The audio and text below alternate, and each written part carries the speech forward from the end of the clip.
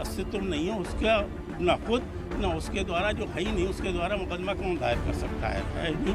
और ये मुकदमा देखिए, प्लेंट हमारा आर्गूमेंट ये है कि ये 711 की एप्लीकेशन में ये है कि close disclose cause of action ना हो और बार्ड बाई लॉ ना हो, तो काज ऑफ एक्शन भी हमारे खिलाफ नहीं है।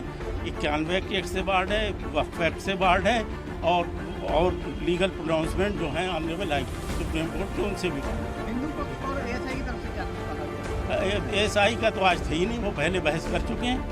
हाँ, देखिए एएसआई का जो सर्वे कहते हैं, एएसआई का कोई सर्वे, एएसआई अगर वो है वो भी उससे बार्ड है। अगर उसके मुकदमा है तो सेक्शन 20 सब क्लास वो बार करता है कि सिविल कोर्ट का जुरिस्डिक्शन ही उनके बारे में।